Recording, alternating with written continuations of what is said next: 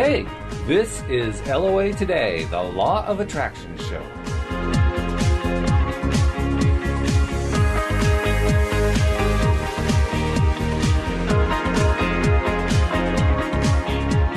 Welcome to LOA Today. Walt Thiessen and Joel Elston here. It's Thursday, November 24th, 2016. Happy Thanksgiving, everybody. And normally people would expect us on Thanksgiving to be doing our Law of Attraction show about gratitude. And we are grateful. Don't get us wrong, but we're not doing gratitude as our main topic this week because, Joel, we go against the grain. The LOA gurus go one way, we go the other. That's sort of our secret to success, Walt. I think it probably is, yes. But we're going to actually focus on something that is really just as important as gratitude, and that's resilience. Because unless you're resilient, being grateful once and then just forgetting about it isn't going to do it. You got to be consistent about it and persistent, and you have to stick to it.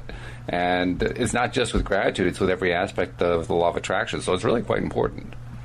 Well, in resilience I happen to believe resilience is sort of the basis in which the law of attraction can grow. And you really believe, you really start to fall into that pattern of the positive, the right things are happening. You have to be resilient in your pursuit because it's easy to try it for 5 minutes and it doesn't work and then give up on it. And I see multiple people that have actually had sort of the opposite of resilience to me is learned helplessness. It's where you're in a place where you're helpless. You believe that there's factors at work in your life that have cursed you. There's no hope, and you've given up all chances or all hope of a better life because you're just cursed. And being resilient and not buying into that concept and understanding no matter what you're going through, there is another side. You can come out. You're going to be strengthened by this event. And that's the difference between what I believe people that are successful in using the law of attraction in their lives in a good way, and those that sort of have the law of attraction happen to them is sort of how I view it. It's a big difference. It is a big difference, and I like the term that you use, learned helplessness. I know where that one comes from. That's actually a Martin Seligman term. Right now, of course, he's currently part of the positive psychology movement, but he used to be part of the negative psychology movement. And when he wrote the book about helplessness, he was kind of on that side of the fence. But nevertheless, it's a very useful concept because it helps us understand that most of the time we're allowing ourselves to be trapped by simply learning how to be trapped. And then once we learn it, we stick to it. And that's really where all the bad things start happening to us. So, interesting thing, when many people come to wanting to understand the law of attraction, they do so because they're not happy with the way their lives are going. And I can't think of any situation where I've met somebody who had something like that going on where there wasn't learned helplessness going on. It's a major problem. Well, you see it in families, and it just gets handed down, especially the work that I do.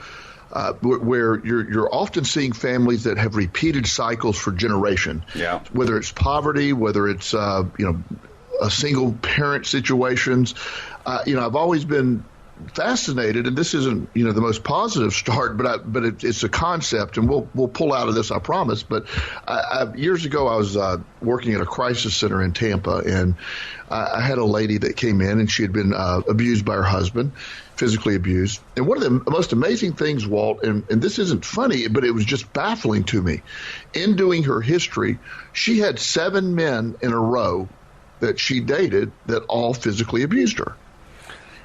And I was baffled by the fact that, and I tried and had great empathy for her because I could see that she was in a pattern. Oh, yeah. But it was clear to me that she had to take action to find 7 people in a row who were going to do that. What she was looking for was attracting the same thing each time.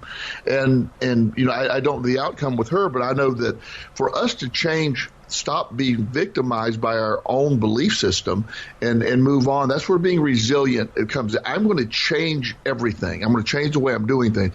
If what you have been doing isn't working, it's not logical to keep doing what you've been doing, but yet that's what everybody tends to do. And your example is really interesting because it points to the fact that people do, like you say, that this becomes a recurrent thing. It becomes generational in many, many cases for these kinds of things to happen. And because it's so recurrent, what you're actually seeing is people who work to set themselves up. And that to me is the most interesting part, the fact that they work at it. They don't necessarily see it as work, but they are working pretty hard, because you have to go out of your way to find 7 guys in a row who are going to abuse you. That takes some doing. It doesn't just automatically happen. So it takes work. And yet how easy it is for any of us who are in a negative pattern like that to say to ourselves it's too much work to get out of it. And it is work, because we're perceiving it as work, because we're changing what our comfort zone is. You don't believe, one of the things that I had to come to terms with is when I'm working with people, if you're making $50,000 a year and you come to me and you say, I would like to make $1 million a year, it's not likely we're going to be able to do that using the law of attraction, not because of the lack of the power of the law of attraction. You deep down don't believe you could go from 50,000 to $1 million. You don't really believe that. So, or it would be happening in your life. So one of the things that I try to do is say, okay, we're at 50. Do you believe you can make 60 next year, which will be a reasonable increase? And most people could say, yes, I can see that's in the and then halfway through the year when they're on pace to make about 65, then I can say, well, why don't we change our goal to 70? And then it almost always works, because people it's a tangible goal they can believe in. I can't right now. I really can't imagine. I can imagine it, but being a billionaire is something that I can't comprehend, because it's something that I have no way to feel what that feels like. Having a lot of money or being in a good financial position is something that I can understand, but taking it to that extreme level is something that I can't. So it has to be within your real belief system that could exist. And when we talk about the being resilient, it's being resilient in your belief, not allowing years of training or years of negative reinforcement to keep becoming the norm of fallback, being resilient against that, pushing against that, changing the narrative in your head and that inner dialogue. That's where the resilience comes in, because things are going to happen. We're not trying to sell to our audience life events don't happen. They will. There's going to be job loss. There's going to be loss of all types. We're going to lose some family members. We're going to lose relationships. Things are going to happen. It isn't those things that we're worried about. It's our response to those things that have conditionally in the past have conditioned us to keep looking at change as negative. I lost my job versus I'm now open for a new opportunity. And it's a hard mindset to get into, but once you are resilient in that pursuit, then that becomes a second way of thinking. It does become a second way of thinking. It also becomes an opportunity, because I went through, I don't want to get into the negative side because we've been too much in it already, so I won't go into the details of the story. But this past week, I had a very real experience with falling off of the resilience bandwagon, so to speak, and it was Thursday and Friday. I was just feeling defeated on something I've been working on for the longest time, and it was affecting my behavior. It was affecting my ability to get my job done. It was affecting my ability to get things done in general. I was in that stuck in the amber place, right? And when that kind of thing's going to happen to anybody. I mean, I don't care how much you're into this; it's going to happen at some time or another. You have that story that you told a number of weeks in a row about the terrible Thursday, one day out of the year. Right, exactly. but nevertheless, it happens, and even when it does happen, that's when you have to take on a new kind of resilience. That's one of the things I learned this week. My form of new kind of resilience was I'm usually fairly self-sufficient. I'm usually I'm good at reaching deep down and finding the reconnection and finding the things to feel good about and so forth. And I was not succeeding in doing that. So I reached out to a friend and I said, I'm in this place right now. And he helped cheer me up. He helped me get out of that funk that I was in. So sometimes you have to ask for help. And that's what's cool about your job, Joel, because you're getting that kind of request all the time and you're able to help people all the time. That in itself has to be rewarding. It is. And it's also, believe it or not, it much as I'm helping and you're hearing, I have filtered it very much in a positive way. When people come to me with all these issues, I don't side with the negative emotion. I get excited about what's going to happen for these people. So it's a lot of people get in this field and they get burned out. They start thinking of, well, this is this is too much to deal with. I can't handle this. But I look at it when people come to me with all these issues. I know what it can be now. So I get excited about what's happening for them. And just like you're saying, knowing that you need to reach out, being resilient is not being, by any means, being stubborn and not asking for help. Being resilient in thought is not giving up on this process. That's what I believe our topic is really talking about. We have, I know when I lost my job at the treatment center that I used to previously worked at, I had no intention of leaving. I had bantered with the idea of going in private practice, and it was a normal Friday, and I had noticed a change and I try not to have a negative thought process around things, but I noticed that the owner of the company was acting a little different toward me, and his right-hand person was sort of, which I used to be, had sort of moved into that position, was sort of acting a little different toward me. But I said, well, it's just, I'm ignoring all that. Doesn't matter. Well, over that weekend, through a chain of events, I all of a sudden was unemployed, and very high paying job in a company that I thought I was going to be with, forever. And so I was shocked by that. But the thing that I had learned up to that point was everything that had happened to that point in my life had been a positive.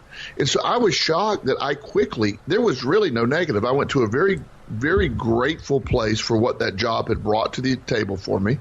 I knew it was going to work out, and it was an odd feeling because there was not a moment of doubt. It just was, wow, I've been wanting to do this, and by wanting to go into my own practice, I probably manifested that, and this is how we ended up here. So why am I going to be upset about what I've wanted? And it turned out it fulfilled itself. I ended up making more money for the rest of the year than I would have if I would have stayed with that company. Got into a private practice where there were certain negative aspects to that job that I didn't enjoy. There's a lot of positives as well.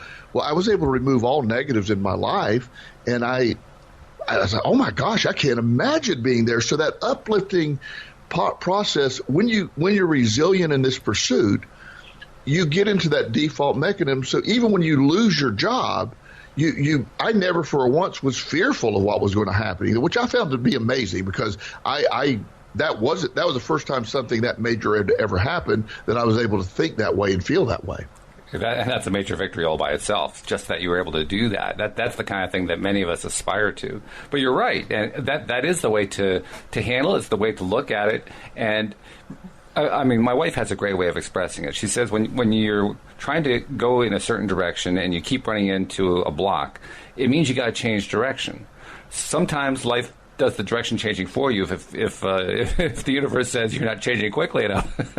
And that's an example of it. You kept pushing into a blockade at work. The blockade was resistance to some of the law of attraction stuff that you were talking about, and it didn't really work with them, and it wasn't the direction they wanted to go in, and it played a role in you ending up leaving, and you ended up going in a much better direction as a result. Well, that was the law of attraction standing in your way and saying, go this way instead, and you did. And I did. And on top of that, the resilient piece that I would not allow that mental attempt of going backwards in my way of thinking of, well, those people wronged me. Those people did, Oh, you could have done that easily. Very easily. Yeah, I could. And I could argue that I was wrong, but I don't view it that way. I was given an incredible opportunity with this company.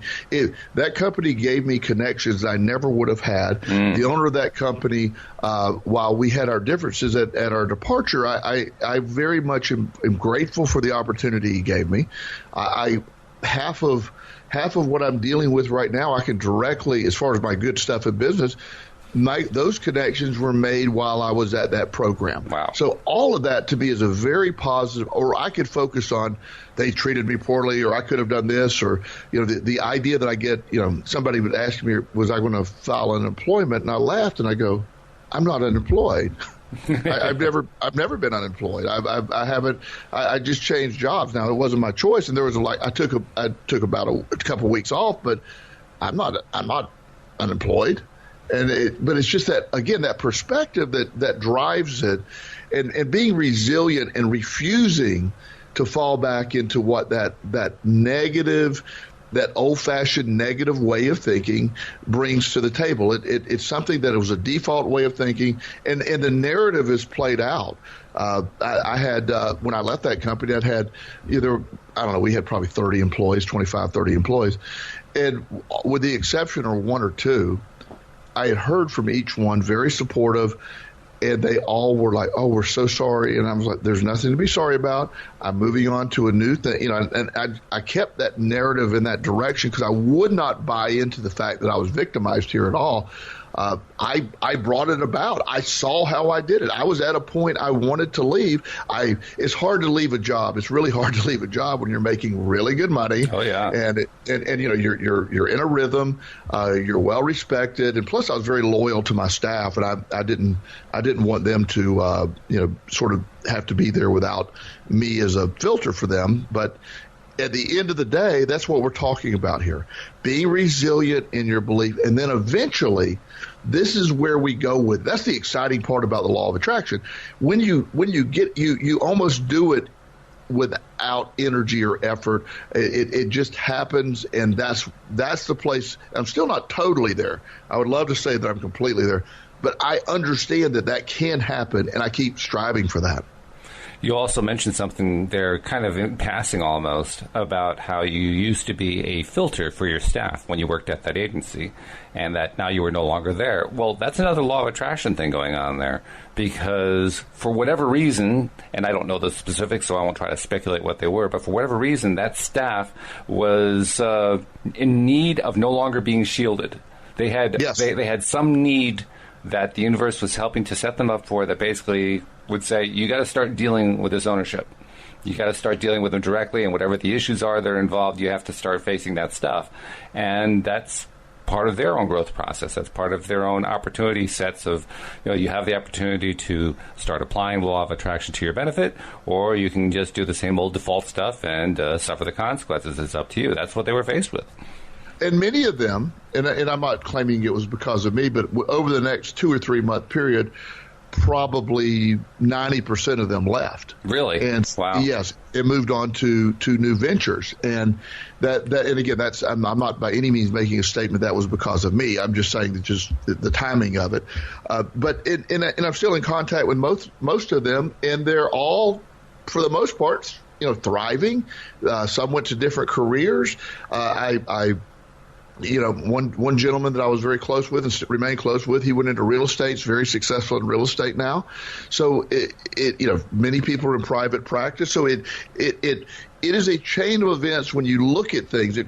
No matter what is happening, that's remaining resilient in thought and not believing that line that most people are being sold, that we are somehow victims of everything. That over the recent presidential election, I've heard so many people talk about how scared they are and how fearful they are of what's about to happen. And again, not to do politics, but in general, you're going to invite what you're fearing. That's what you're bringing to the table, and not allowing some entity that you believe is just sort of cursing you or chasing you or going to affect your life. That's such an important thing. Oh, yeah. Very. Absolutely so. By the way, another player in that little drama that you went through was the ownership themselves and the new right-hand person, right? Because they were the right-hand person, I'm sure, was brought in to replace you because the owner was resistant to the idea of including law of attraction. And look what the consequences were. By doing that, by basically refusing to face up to the role of the law of attraction in his life, he lost 90% of his staff. That's a hard lesson. Well, it is. And also, that they have gone in a different direction. He has a successful treatment center that's still in business. And it's I think they're doing fine. I don't have any direct contact. But it's a different direction than where I was taking it, and I'm fine with that. It's something that... I was just looking at it from his point of view. I mean, sure. In one sense, he ended up with what he wanted, with what he was trying to attract, but by the same token, the only way he could get there was by using the law of attraction to get there the way he did, which he did, put himself through some difficult times to do it. I'm just kind of curious, in my own mind, I don't think it's any question you could answer, but I'm curious in my own mind, I wonder what's going on in his psyche now where the law of attraction is concerned, because he played it out perfectly to a T. Right.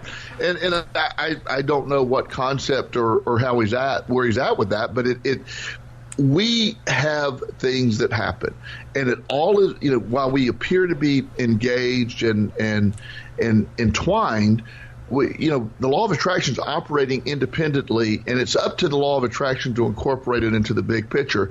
I'm telling you a story, or I'm telling you my situation from my perspective. Right.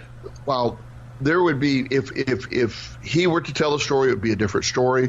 If my employees that were working with me before were to tell a story, they might have a different story. Sure. Or not that the facts would all be the same, but it would be how it affected them. And I love how the law of attraction, I don't look how it all figured out.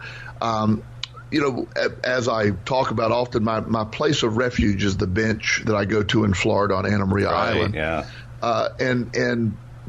I find it amazing that Sunday that my employment ended with that company, I'd already had a flight booked down to Florida. No kidding. Wow. That's the amazing thing. I was leaving the following Thursday to go down to Florida.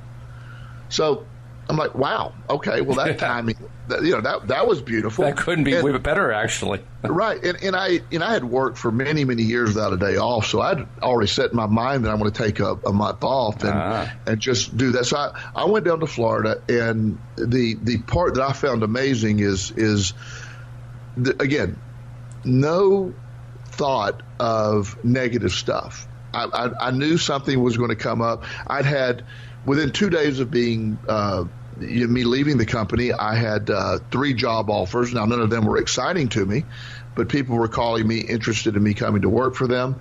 And again, that was a good sign. I said, well, I want to, I'll keep everybody in mind, but I want to see where this goes. And I, again, wanted to be in private practice for myself. So when I was at the bench in Florida, randomly, one of my dearest friends and guru, and one of the people that I find, his name's Dr. Sherman Master. He's a psychiatrist. He's nationally known, and we've become very close when we were working at the previous company. And he had left a year or so before I did. So he called and he said, well, I heard, are you okay? And I go, I didn't know what he's talking about at first. I go, yeah, I'm fine. Is something wrong? And he goes, no, you're not with that company any longer. And I go, oh my goodness, yeah. I said, well, and he knew the scenario, and he said, well, I'm shocked you lasted as long as you did. He said, I have an empty office space in my building. I know you wanted to talk about a private practice. When you get back to town, come see it. If you want it, it's yours. Wow. So I didn't even have to look. I mean, it was all set up for me. It just got handed to you. That's fantastic. Yeah. And this isn't a place that you go in and you they don't advertise for space. This is a office building that you have to be asked to come into. So it's like, wow. So again, and I'm saying that with, again, giving a story from my perspective. I don't view the world simply as I only see it from my perspective, but I want our audience, so you can do the same thing when you change where your mindset is. What is this leading to? There's always exciting things. I'm always excited to hear about what is around the corner. Like I talked about earlier, when I get a new client in and their world is total turmoil, and I'm looking at it like, wow, I can't wait till they get on the other side. They're not going to understand how great this is.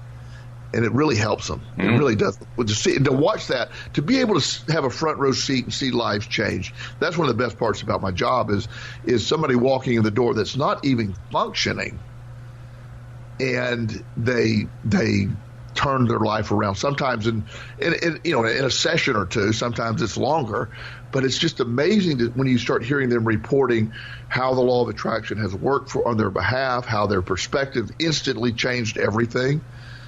And that's such a powerful tool when you apply it correctly. So cool, too, to be able to see that on a daily basis. I mean, because that's your job. Your job is to see that all the time. And I know it's the old contrast thing once again, but I just contrast that with the way most therapists operate, because I know that most of them follow more traditional models, certainly not the crazy, wild-eyed law of attraction stuff that you do.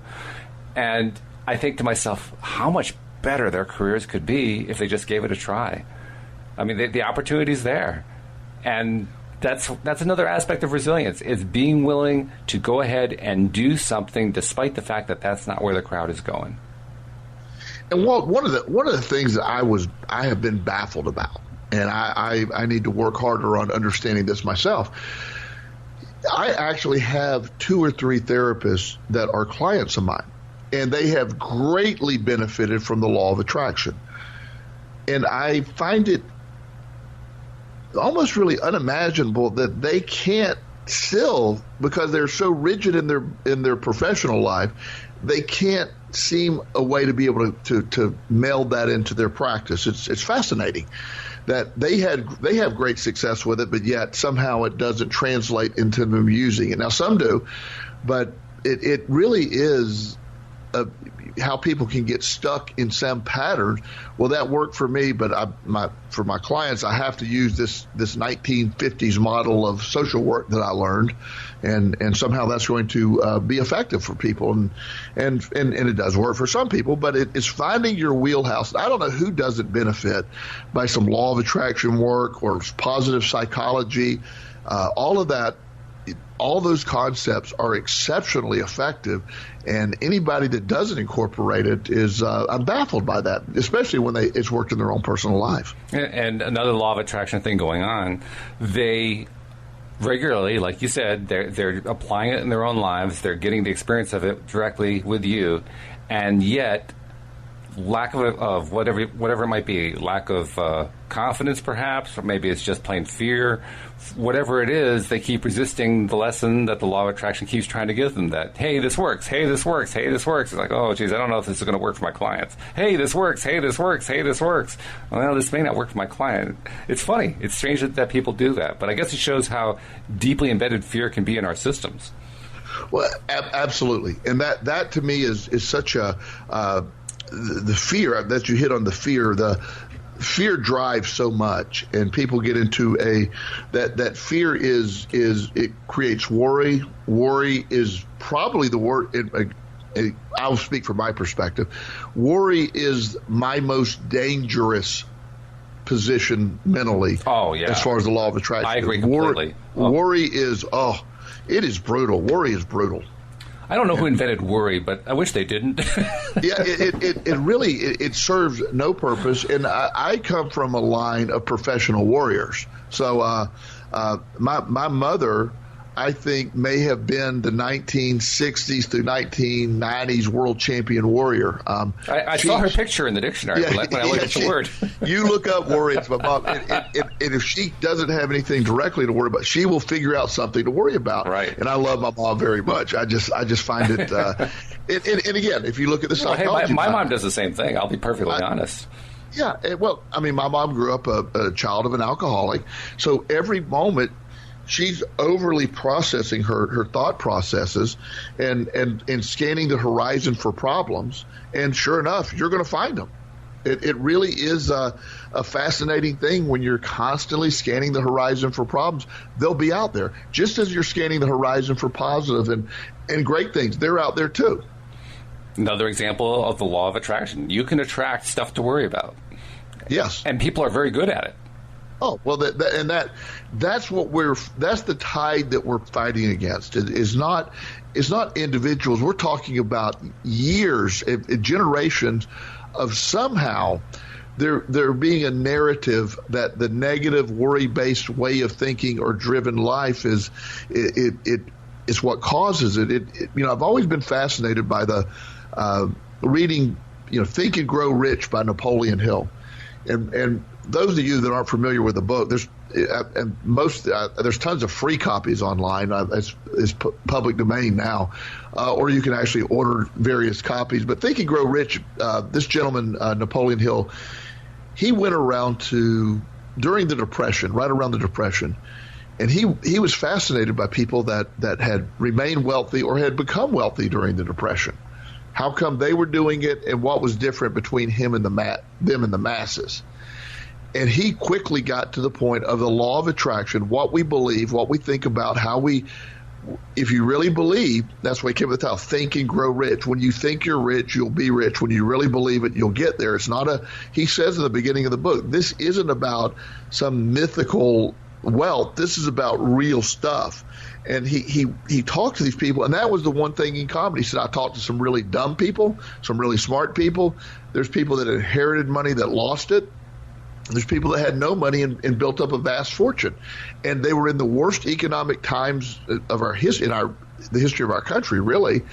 And they were able to develop great wealth. And he found that commonality was a belief that you're going to be rich. And he extrapolated from that being rich is not amassing wealth in the way that most people think. It's about a mindset of wealth. You have that. Our president-elect he willed his way to the presidency using the law of attraction. He really did. He had no business being on that stage, but yet he just kept, and people believed it, and he never doubted he's going to win. That's just what the guy has done his whole life. He wins. Yeah, that's true. And he does it, and he buys us and he sells us on the fact. Now, I hope he's very successful. I hope everything goes in an incredible way for our country, as I do with our last president, the president before that.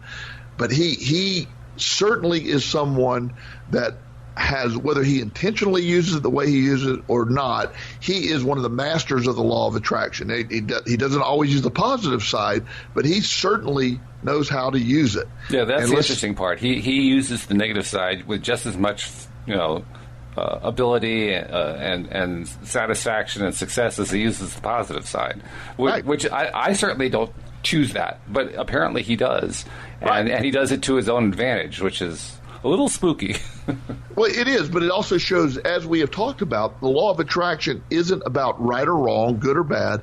It's just about mastering your own thought process, right. And that's the thing. And it's a lot of people of faith. A lot of times, your fundamentalist Christians, for example, or your hardcore Muslims, or any of those. They view this as almost. It's not a religion, and it doesn't go against a religion. It's simply a way of thinking. It's gravity doesn't go against religion, and that's a concept that I hope our audience realizes. We're not asking you to change. We're not asking you to change anything about your personal beliefs as far as religion goes. We're asking you to change your beliefs about the negative thought process. Negative thinking isn't working, or it is working, but it's not working in the way you want it to work.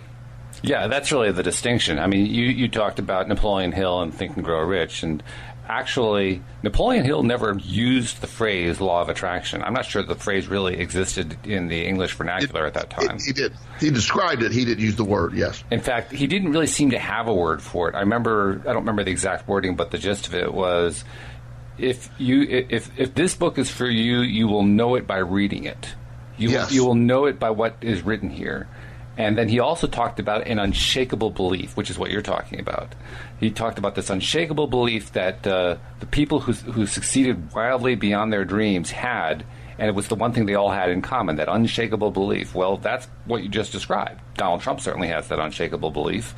I personally take comfort from the fact that presidents usually don't accomplish anywhere near what they think they're going to accomplish. So I'm okay with Donald Trump being in there. But even so, that unshakable belief does amazing things. Well, and that gets to that resilience of thought, that unshakable, that resilient thought process of I am going to achieve this. I'm going to do this. I'm going to get in this position. And if wealth is what you're after, then wealth is what you have to believe. You can't operate and if you've tried the same thing for 10 years or 1 year or whatever period of time, I'm going to get wealthy this way. And it isn't working, then if you keep pounding that same drum, and you don't get there, the universe is saying there's another avenue. You're not open to it. Yeah, Mike Dooley has a great way of expressing that. He says, don't just pick up one rock, pick up all the rocks. Exactly. And that is such a breath of fresh air in this concept that I love, that most people miss. we get honed in on one course of action, and that is such a scary place to be in, where the law of attraction, quit identifying how you want the law of attraction to fulfill what you're after, and understand it's going to do it on its own terms. And that's important. It's an interesting thing too, when you decide to stick to being resilient, when you decide to say, I'm just going to keep doing this law of attraction thing no matter what, even though I'm not getting the results that I'm looking for. I'm just going to stick to it and stick to it and stick to it. When you keep doing that, a funny thing starts to happen. One thing that starts to happen is you stop hanging on to, well, it's got to happen this way. Because I know I started that way. I have many times started projects thinking, well, this is the way it's got to work out. I can see rationally this is the way it must play out. And then it doesn't play out that way. And you can stay stuck in there for the longest time. But eventually, life kind of wears you down. And you get to the point where you just kind of give up on it. And then you just try something else. And then you get a result out of it. And then you try something else and you get a result out of that. And eventually you find yourself in a place where you're no longer just married to one concept. You're just trying, okay, law of attraction, send me some stuff. I'm just going to try stuff. I'll keep trying stuff until I get where I want to go, until I get the result that I'm looking for. And then that's when the magic starts to happen. One of the movies that I early in my introduction to the law of attraction, In Pursuit of Happiness is a movie with Will Smith, and it's a true story, and it's about a computer salesman who is in California, I believe, and he's a long story, but the basis of it is he is selling an antiquated computer right at the turn of when we started getting into PCs. He was selling just these sort of a Macintosh and old version of that, and he was trying to sell it to businesses, and he was walking around with this big clunky model, and he was just driven to sell that, and he was stuck on that course of action, and his wife ended up leaving him, calling the police on him, and he ended up being a single dad, homeless single dad. And he runs across this guy who was a stockbroker, and he's like, "What do you do? How do you?" He sees a guy driving a Ferrari. He's like, "Well, wow, how did you get here?" And long story short, is he gave up on that computer thought and said, "I need to go in a different direction." He started at the bottom, like most stockbrokers do, making phone calls, and today he's one of the wealthiest traders in Chicago. Oh, wow. And not Will Smith, but the role he's playing in the movie. Right. And it's an incredible movie. I recommend it highly because it is a law of attraction thing, even though it never uses the word law of attraction. It's that same idea that you go out there and look at it, savor it, believe it. Don't get stuck on what you've done this so long and it's not working. Why are you still doing it? And that's where what most people think resilience is. I will keep at it. Resilience is not keeping at something that's not working. Resilience of thought, resilience of positive thinking is what we're talking about. Not I know for years I have my second home, I call it, South Carolina is where I went early in my recovery, and ended up in Rock Hill, South Carolina. In the beginning, I really hated the town, and I've really grown to love the area as maybe equal to where I grew up. And I got there right after the NAFTA trade deal had hit, and textile mills in South Carolina used to be huge. Mm. And they made a lot of money. They didn't require really any education, and people were making $20 an hour in textile mills. It was considered one of the great jobs. Mm-hmm. They were huge employers. Right. So all these people had no education, but they were making really good money, and they get $20 an hour plus about 10 hours overtime a week. So they're all living relatively comfortably. Oftentimes, husband and wife both work for a company, and you go around South Carolina, these massive buildings, these massive industrial buildings are all over the place. And they were cranking it out. Well, when the free trade agreement came in, most of those jobs went to Mexico, where instead of $20 an hour, they're going to do them for $3 an hour. Right. Well, there was a group of people that most people in South Carolina hung on to the concept that, that they would, when a lot of the companies were saying, look, we can't do this here. You're going to have to either take $10 an hour so we can compete, or we're going to have to shut down. Well, a lot of the people say, oh no, well, we're going to strike. We're going to do this. Well, a lot of times when they started striking, they just shut down the company. So, okay, well, we tried. And so they were stuck. So it became a very negative, depressed place to live. And it took a long time. There's parts of South Carolina that have never recovered. Pageland, South Carolina. There's some areas of South Carolina that are just really, really poor because they lost their mill industry. But they were stuck on one course of action. Some of the more progressive towns saw that coming, and Rock Hill is the town I spoke with before. They offered a lot of free training. BMW in Spartanburg opened up this massive plant and trained this. There's a lot of people that had switched over, being willing to look at new opportunities. They're doing much better with BMW than they ever would with a cotton mill, but it's something that is a growing industry. So the South Carolina's caught on a little late, but they're really starting to thrive. They have a great workforce, and looking at it from a perspective of, wow, I lost this, but instead of the loss, what is new? What's next? Where are we going now? Absolutely. In fact, the same story applies to the North about 30, 40 years ago, because it used to be that the United States was the number one country in the world for steel production. And particularly in Pennsylvania, towns like Pittsburgh and Allentown and so forth were huge, huge steel producers. And then pretty much the same kind of thing happened. It wasn't NAFTA. It was just, the normal effect of world trade. But the Japanese in particular and other nations started getting involved in steel production. They did it at a fraction of the price that the U.S. was doing it. And the response of the labor unions in the U.S. was, well, we got to strike to stop all this stuff. And they ended up killing off some of the major steel companies that had been gigantic producers in this country. So places like Allentown, I mean, everybody knows that Billy Joel wrote a song about Allentown and about what happened when the steel factories all got closed down and how the town basically went into ruin. Well, Pittsburgh had very much the same experience, but Pittsburgh today is a completely rejuvenated town. Yes. And I don't know what the situation is in Allentown. Maybe they've rejuvenated too, for their sake. I hope they have. But Pittsburgh today is now an IT town. Yes. And that's the resilience in thinking. It's not getting stuck on one train and keep riding that train to the same direction. But if I get on a train to New York, I can't be shocked when the train stops at Grand Central Station. I got on a train to New York. That's what that train does. Right. It's the idea that we get on these trains of thoughts and they end up in the same place. And that's where most people get stuck. So the exciting part, the energetic part to me, is you can get on a new train anytime. And there's new trains leaving the station every day. It's just learning and having the faith and courage to get on that new train. And it's also having the faith in yourself to be willing to pivot your attention. Because you have to be willing to make that pivot. If you aren't willing to make that pivot, the law of attraction can't deliver anything else to you.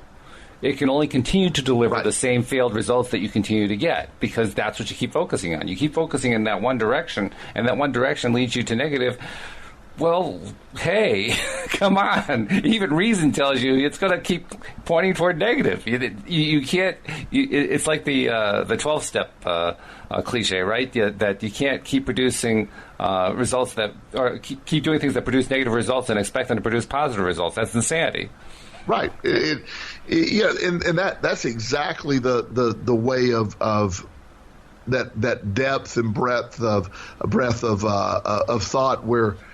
I have many people. A friend of mine was this is a great example. He repaired appliances for years. He is an expert. If you have a broken refrigerator, he can go repair your refrigerator instantly. I mean, he's amazing. Well, our society has changed, and unfortunately, the generator, the compressor for the refrigerator you have in your house, the newer refrigerators, if it's not in warranty, the compressor of that refrigerator costs more than a new refrigerator. Yeah. So it really worked. He realized at some point, after he kept holding on to being the appliance repair guy, And he said, my business is, he was doing a lot of warranty work, but outside of that, when somebody's he finally started recommending to people, okay, the compressor is going to cost $900. My labor is going to be $150. They have this exact model on sale right now for $900. Yeah. Yeah. So he realized that no matter how he tried it, he can't hold on to that way of doing it. However, he also realized that all these new refrigerators come with a 1-year warranty.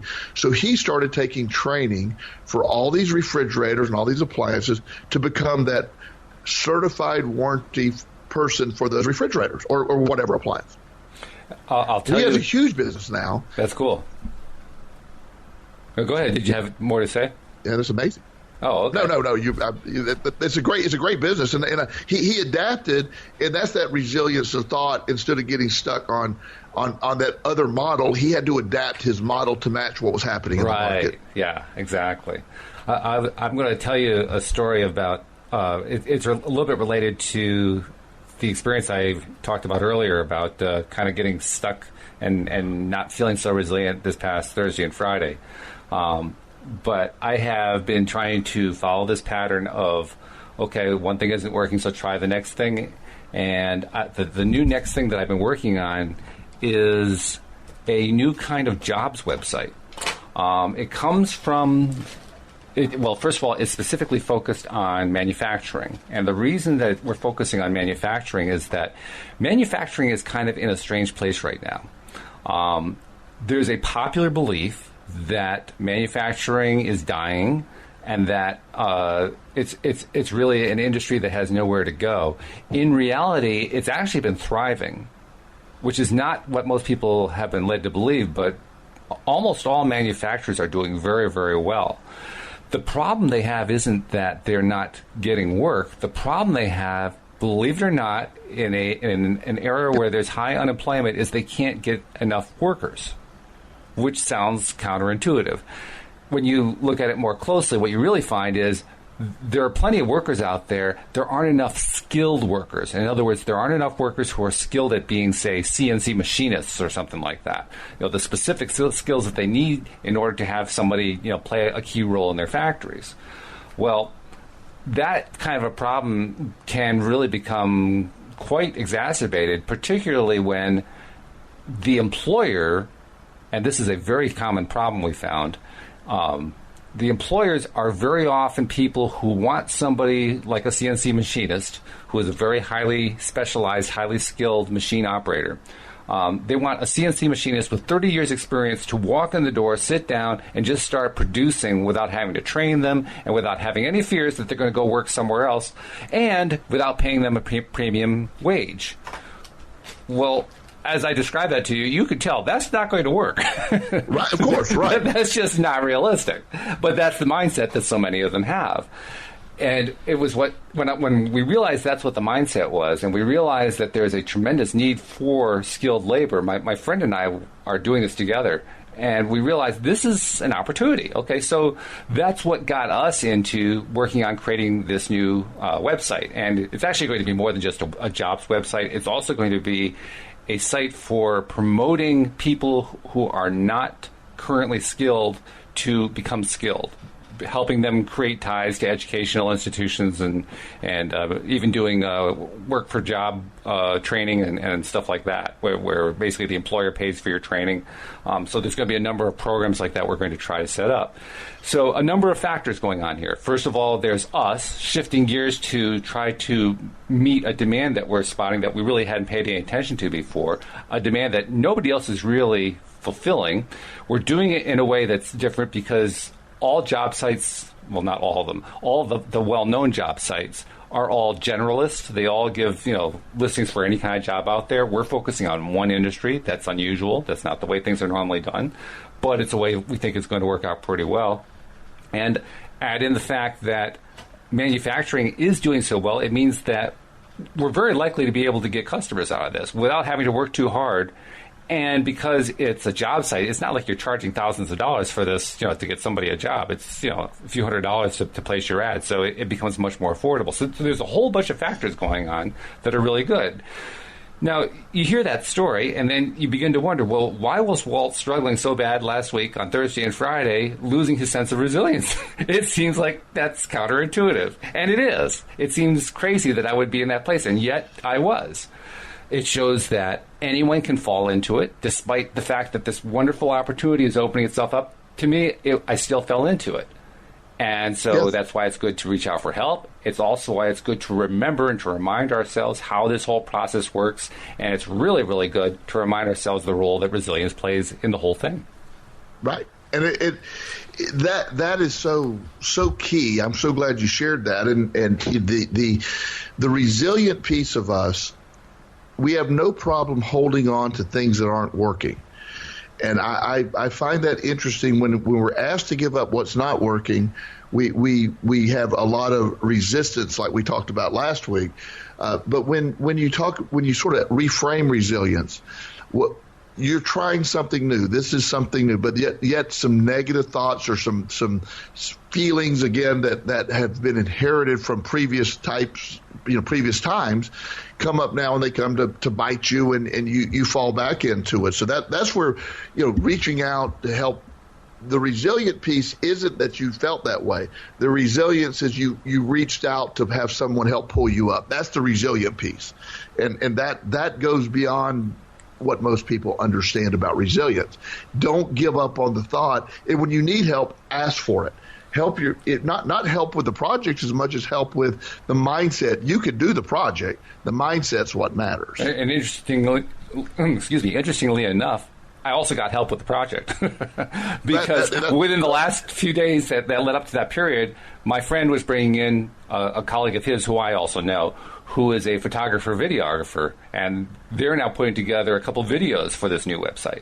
So that just came out of nowhere. I mean, I wasn't even expecting it to happen, and boom, it just kind of appeared on the stage, so to speak.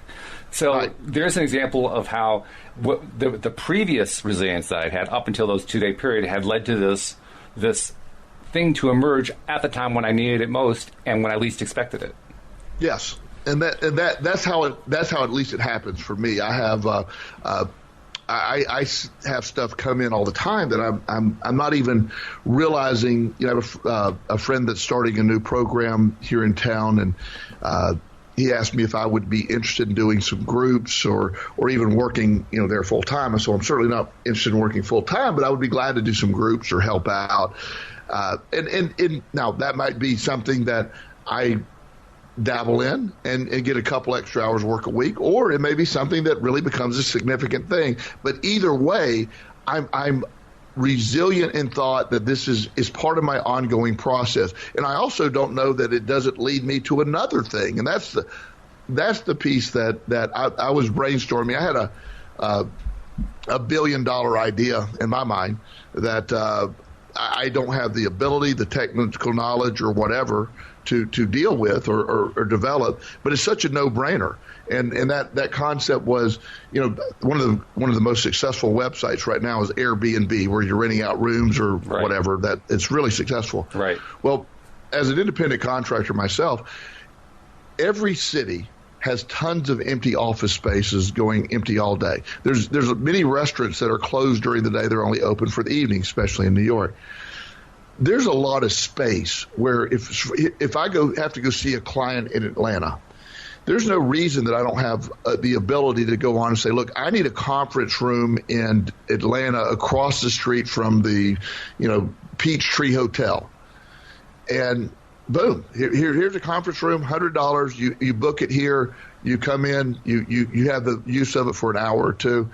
That would be a wonderful thing. That would be, Airbnb for business. It's amazing. It's a brilliant idea. The idea of Airbnb as being such a successful site, and the idea that there's a commercial side of that as well. I know in my office complex, I'm not in my office every day. If somebody could book it online, have a key waiting for them, they could use my office. I could make an extra $50, $100, $200, $300 a week. If somebody wanted a professional office space in Richmond and they didn't want to go through a whole lot of stuff, that's one of the ideas that I've had. Well, I've told a couple of people about it. Everybody says, well, that's a great idea. Well, I don't have the ability, the time, or the desire to pursue that, but I do think it's a good idea. And just like you're saying, there's tons of ideas out there that if I don't have it, I share that with other people. Hopefully somebody one day takes that and becomes wildly successful. I really do. It putting that out there, the right person is going to pick it up. It's not for me, but it's a thought that I've had. It's a thing that somebody will do something similar to that in the next year or two. It's a cool idea. It's a very cool idea. And by the way, and I'm sure you've already figured this part out, you don't have to be an IT specialist in order to pull off an idea like that. Oh, right. You can hire people to do the work for you. Exactly. In fact, the most successful CEOs of the most successful companies, they couldn't operate any of the machines or do any of the selling themselves. It would be beyond them, but they know how to run the company. That's the key. And so with the reason I even tell that specific one is when you reach out, when you talk to people, when you brainstorm, when you do all this stuff, there are ideas that I will have an idea that I'll openly share with someone else. Somebody else will have an idea they openly share with me. And the stuff that doesn't match me will match them. And that's the stuff that's how what you did this week. You reached out, you're remaining resilient in thought, you're asking other people for thoughts and ideas, and that's what I'm hoping that our audience can realize. Don't hesitate. Isolation is horrible when you're in the middle of a negative thought process. Oh, it's the worst place to be by far. Yes. And reaching out to people who are of similar mind, of positive thought. I have people that come see me that don't really need to be seeing me any longer, but they like the idea that once a week they get a very positive boost. It helps get them through the week. So I have people that continue to come after we really accomplish our goals that enjoy being lifted so much. That's a really big thing for them. Well, see, I figured that out a year ago, because I got you to start doing this show with me. So I get the same benefit just by doing this show with you. Well, and that's what we talk about that every week. Yeah. While I'm certainly glad we serve our listeners, and one day I want this to really be a big factor in our lives when our radio show goes big time. Oh, yeah. But in the meantime, I really enjoy every week having this reminder, putting this back in perspective, and we've been pretty consistent, and we make sure that it doesn't always fit, but we always figure out a way to fit it in, and that's a very important thing. And we also have managed, this is the really cool part, and it's the thing that I'm trying to learn how to replicate in the other areas of my life on a more consistent basis. We've managed to take each show this week, and we did it again this week, we've managed to take each show and, yes, spend some time on the negative, but then bring it into the positive. That skill set is at the core of what it takes to succeed with the law of attraction in terms of attracting into our lives what it is we want most. And we practice that now. Every week that we do this show, we practice that. And it's wonderful. It's like a self-training that we do it often enough and it starts to take hold. And when it takes hold, that's when stuff starts to come out. That's where the fruit starts to come out of the whole thing. Every session that I do with clients, I'm insisting on them walking out the door feeling uplifted. And I'm insisting on that. It's a good thing to insist on, because when you insist on that, you basically do two things. First of all, you're helping them. You're helping them to say, I've got to refocus. I got to be resilient. I got to stick with this. I've got to be determined to get myself into that pivoted, changing state of mind where I'm in a more positive state. And at the same time, you're also reinforcing and training yourself to do the same thing. So you get double benefit out of it. Well, you do. And every morning when you wake up, the reason we wake up every morning of our lives, no matter, you can break it down to one simple word, is hope. Mm-hmm. We hope today is going to offer things that if there was no hope, we would have no reason to wake up. Reminding our audience, you wake up, you suit up, you show up, and that positive direction, I'm going to have a great day, intend to have a great day, focus on the stuff that's a great day. What happened good today? And when you filter that all the good out in the day and you start focusing on that, more and more days start adding up to be more positive. And if you're having a day that's less than positive, reach out, talk to, listen to our podcast, listen to motivational speakers. Keep that focus. That's where the answers lie for the law of attraction. And one final reminder before we leave the show, because we haven't touched on it this week, Well, of course, we're here on PRN. You can find us on iTunes. You can find us at our website, loatoday.net. There are a number of different ways you can subscribe. You can even find us on YouTube these days. So, Joel, we're really, really close now to having our dream come true because it's much easier than it used to be to find us, and that's a great thing. Joel, it's been a pleasure as usual, and we'll see you all next time here on LOA Today. Goodbye, everybody.